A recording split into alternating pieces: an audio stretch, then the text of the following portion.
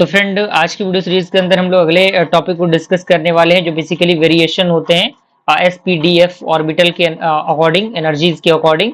तो उनको डिस्कस करेंगे हम लोग। ओके, तो यहाँ पे आपके सामने दिया गया है variation in SPDF orbitals energies, जिसमें सिंगल इलेक्ट्रॉन एटॉम आयंस होते हैं, जिसमें हाइड्रोजन, हीलियम, लिथियम आएगा जो कंटेन करेगा 1 इलेक्ट्रॉन को।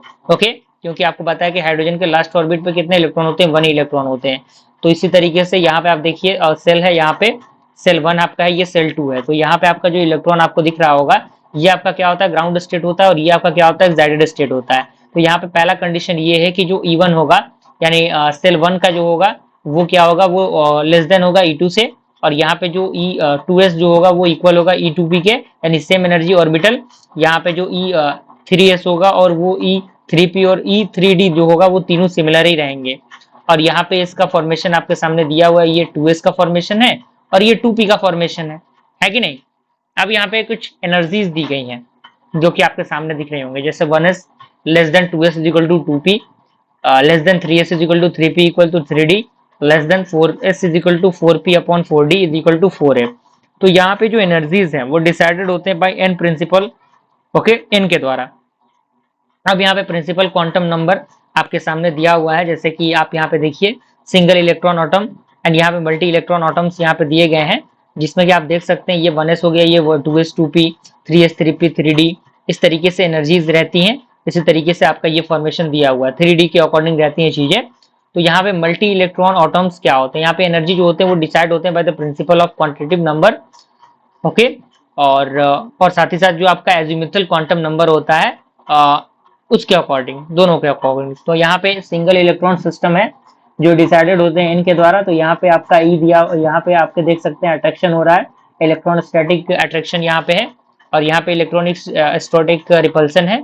आपके सामने सारी चीजें दी गई हैं, ESA है, और ये आपका अट्रैक्शन रिपल्सन के अकॉर्डिंग मल्टी इलेक्ट्रॉन सिस्टम है ये। तो यहाँ पे कह रहा है कि shielding of outer cell electron from nucleus bye inner cell electron, यानी जो शेल्डिंग होगा आउटर साइड सेल इलेक्ट्रॉन का, वो किसके द्वारा होगा, जो इनर सेल इलेक्ट्रॉन होंगे उनके अकॉर्डिंग। अब यहाँ पे पॉइंट है कि shielding effect different from different orbital, यानी जो शेल्डिंग इफेक्ट होते हैं वो डिफरेंट होते हैं अलग अलग ऑर्बिटल के अकॉर्डिंग। अब यहाँ पे जो शेल्डिंग इफेक्ट होता है वहां पे आपका S का वो लेस देन होगा तो P बढ़ेगा।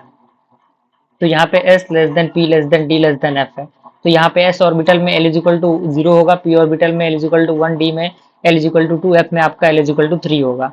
ओके, और इसके अकॉर्डिंग सारे फंडामेंटल्स दिए गए हैं।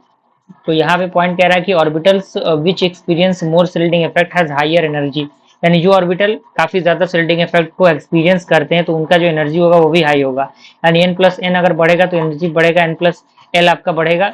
तो यहाँ पे कह रहा है कि when n plus l same then which has the higher energy, यानी n का या एनर्जी का, यानी अगर आपका n प्लस एल सेम रहा तो आप डिसाइड करेंगे कि n का ज्यादा है या फिर E का, एनर्जी का ज्यादा है। तो यहाँ पे आप देख सकते हैं 1s less than 2s, 3d greater than 4s, 4p less than 5s। इस तरीके से आप देख सकते हैं चीजों को, जैसे यहाँ पे 1 है, 2 है, 5 है, 4 है, 5 है, 5 है। तो ये सारी चीजें सिमिलैरिटीज के अकॉर्डिंग दी गई हैं। तो यहाँ तो कोई खास परेशानी आपको नहीं होनी चाहिए चीजों के अकॉर्डिंग।